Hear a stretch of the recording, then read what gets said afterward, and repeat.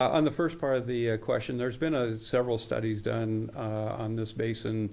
I think the first one was done back in 1969, which I believe is the one that a lot of people don't put a lot of faith in. However, it was the initial one that kind of at least started us down the road.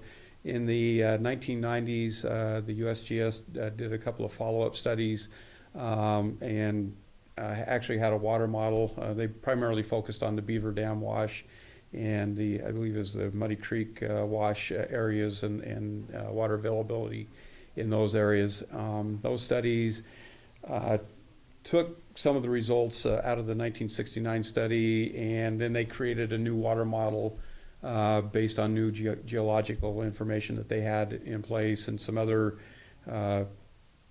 spring studies that they've done as a result of more recent flows and things like that. And they calibrated their model a little bit better. And based on that, they're indicating that there's an inflow of about 14,000 acre feet per year of water. And realize that this wasn't a full out and out, full blown hydrogeologic study, but it was something that they did take the 1969 results, try to improve on them, improve their model, and do a little bit better job of getting us in the ballpark a little bit better than where they were in 1969. The 14,000 acre feet, like I said, I think that's gotten us into the ballpark area of where we feel comfortable. Our water rights are a little over 12,000 acre feet of water rights that have been permitted by the state engineer's office for us to use. We're right now pumping in the neighborhood of about 6,000 acre feet per year, so we're about half of what we're permitted to use. We have several rain gauges around the area that we monitor on an annual basis. So between the annual monitoring of precipitation and also the aquifer levels, we go out and monitor those in our wells so we can tell how fast the aquifer is recharging after we pump the heck out of it in the summertime, which, by the way, this aquifer is incredibly blessed to have the flows, recovery that it has. On almost every one of our wells, we can see almost 100% recovery within a couple of months of not pumping. Right now at 6,000 acre feet per year of pumping, we feel very confident that we're in very good shape for the next 20 to 30 years of minimal growth, which is kind of what our master plan is starting to indicate. In talking with the city, they're not expecting a lot of growth in the area. Nothing like it was back in the mid 2000s or anything like that. We're anticipating about a 1.5% growth is what our master plan is being based on.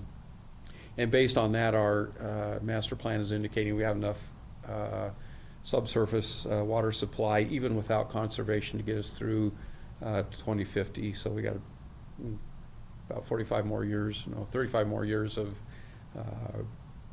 aquifer pumping that we'll be able to do before we really need to get serious. And so with that, and getting to the second part of your question, first, I don't think we'll need a study, a basin study, for another 10 to 20 years, which is right now financially for the district a good thing, because based on what I recall seeing, the current estimate to do a full-blown study is about $1 million.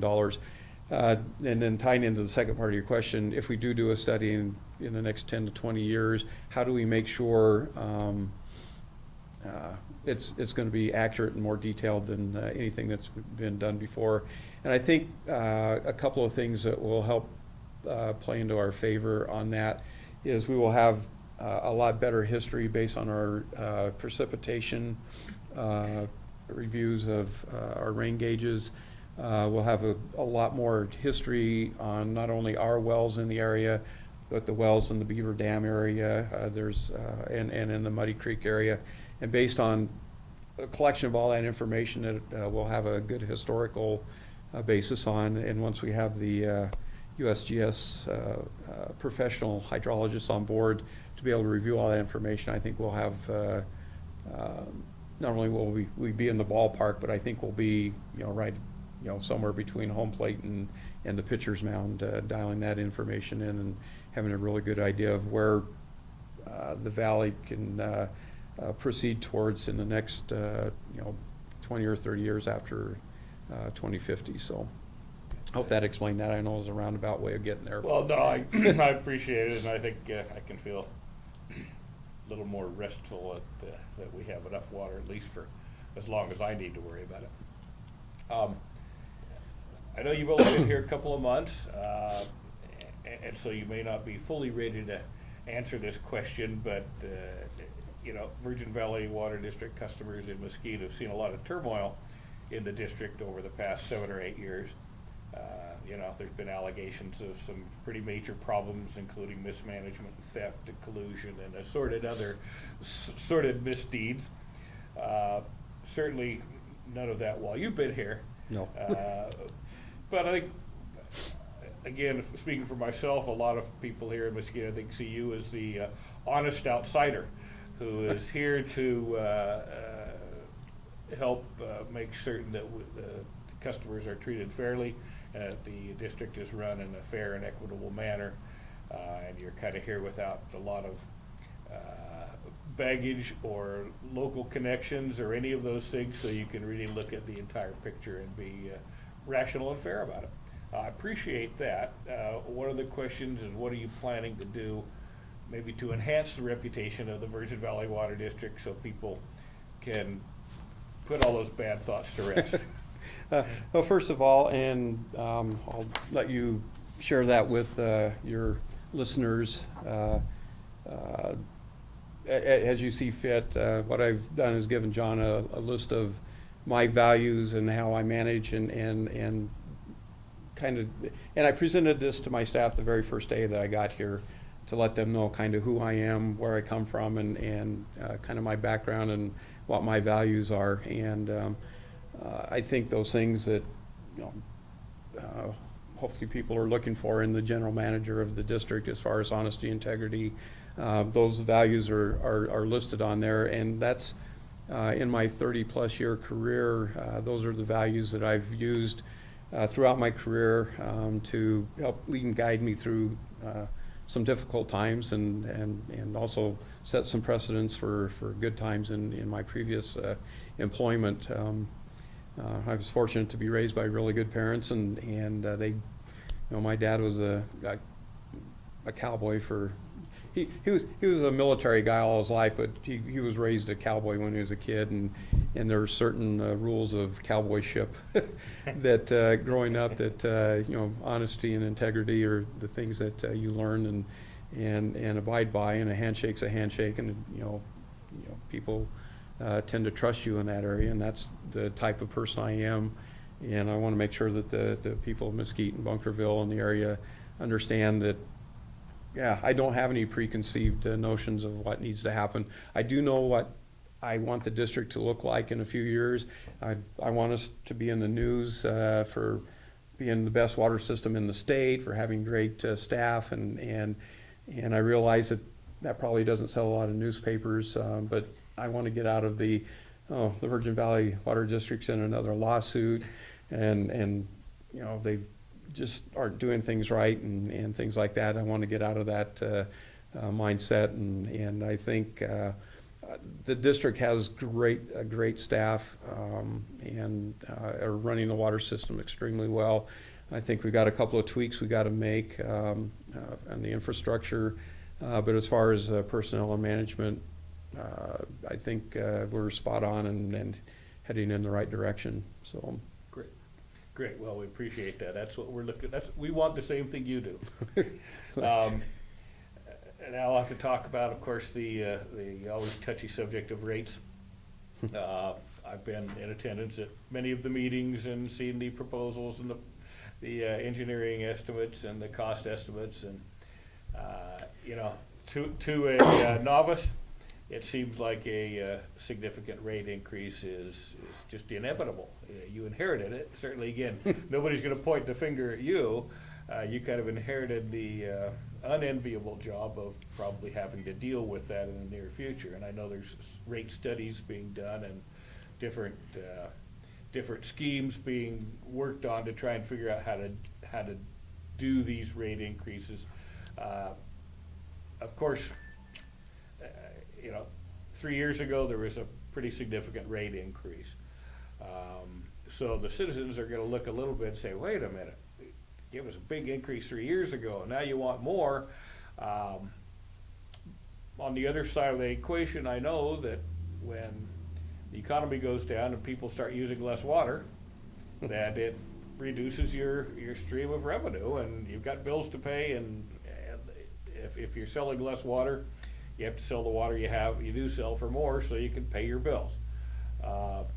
That's a hard reality that people will just have to accept because there's nothing you can do about it.